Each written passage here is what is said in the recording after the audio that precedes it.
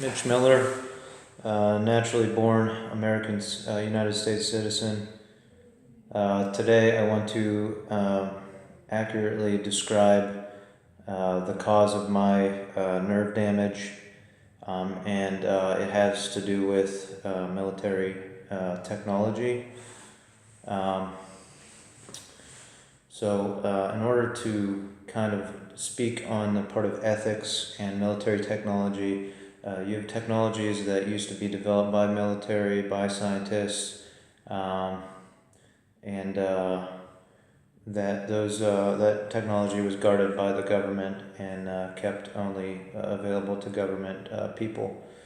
To speak into the ethics portion, I'll just make a blanket statement and say it's my belief that infrared technology and night vision technology should have always remained government technology and military technology that cannot be sold to the private sector ever. The reason for this is night vision, it enhances the natural available light from the stars and the moon, which is fine. It just literally just picks up more light in dark situations.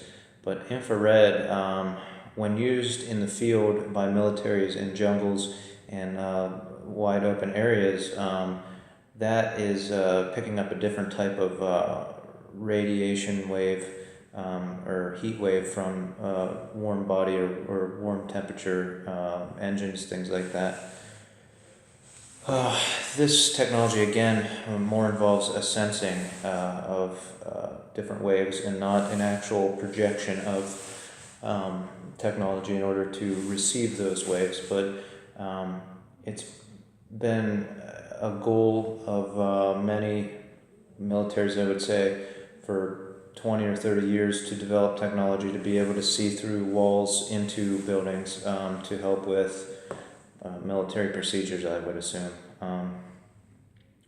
I have seen that MIT is working on a camera that can project microwaves into a building, and then it's almost like a radar or sonar that bounces back, and it can reassemble the image of the target inside the house.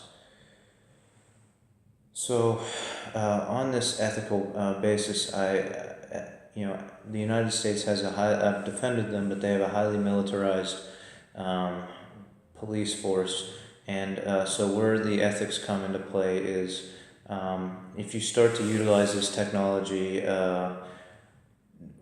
where possibly you're looking at criminal activity. But where does it go if you don't sit and have the ethical conversation? So if you set up across from somebody's house and you start shooting this special camera into their house to see them, at what point, if that's available to private or to police forces, then at what point does it become available to the private citizen?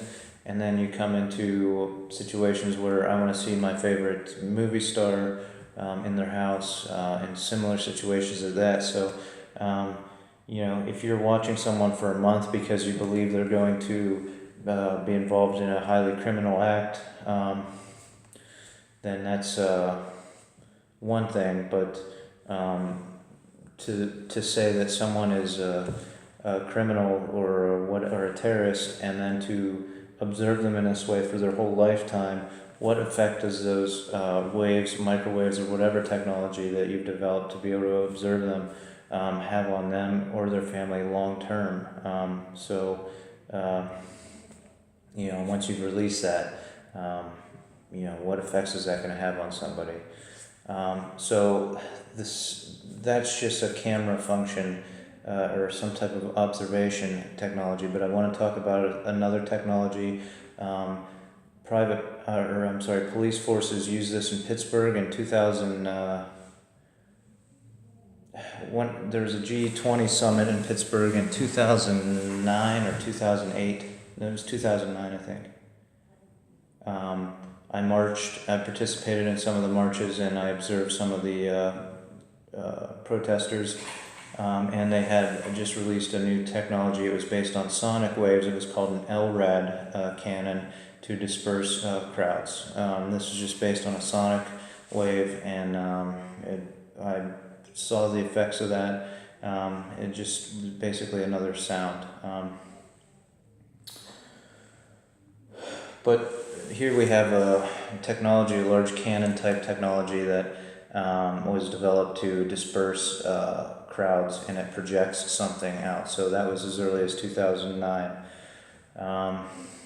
It is my understanding, it is my theory that the military, vis-a-vis possibly private industry, because it seems that now military contracts with private industry to develop their technologies largely, developed a device that projects some type of wave, radiation, radio wave, and microwaves, and possibly a lot of waves, into a building as a deterrent to try to get people out of that building. I believe it's used in military zones, possibly where known terrorists are organizing, and it makes you extremely uncomfortable. And as I've explained, it causes nerve damage.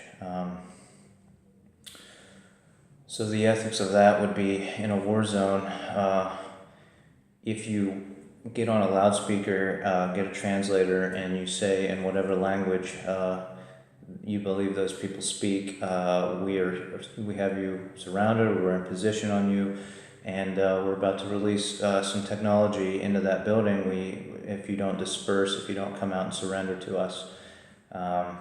So again, we're talking ethics, but you've warned those people,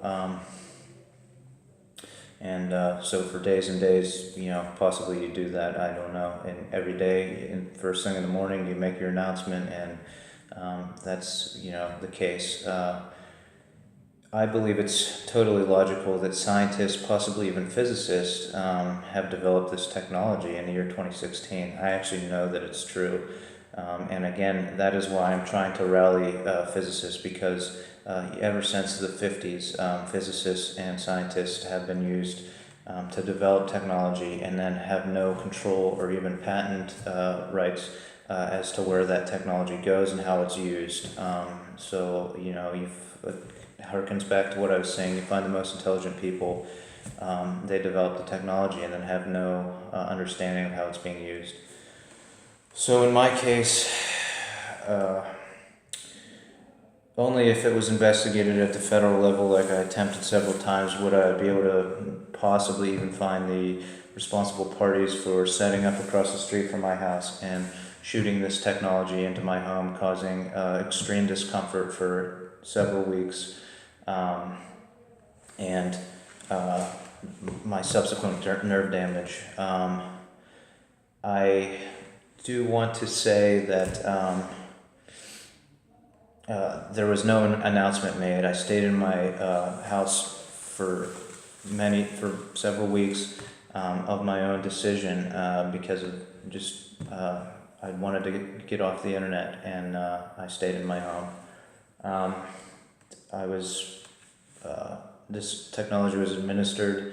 I then was forced to make an appointment with my psychologist, and I want to explain this drug risperidone, and as far as the FDA and the company that I've named in their suit. If you're on this antipsychotic drug, it is known to possibly have side effects, by which yearly your psychologist does a test to see if your hands shake and check your body reflexes to see if they shake or if there's any off things, so that they can take you off of this medication. Now, if this technology does exist, which it does, and you're exposed to it for periods of time or bursts of time, or at the right time, like when your internet connected schedule says you have an appointment with your psychologist, you do shake after being exposed to this, trust me. So if that's the test by which you change medication, and possibly when you change, you also speak about increasing dosage, this is an extremely dangerous situation, and I've been trying to warn people for a very long time. I'm running out of memory. I'm going to pause.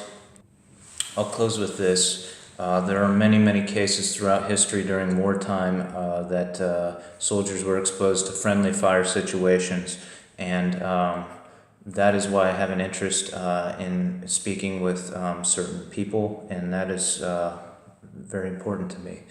Um, but And that is why I've flown out of the United States 3 times to try to talk to people to make sure that this technology is not being sold to other corporate governments. And I am now shooting this video to clarify.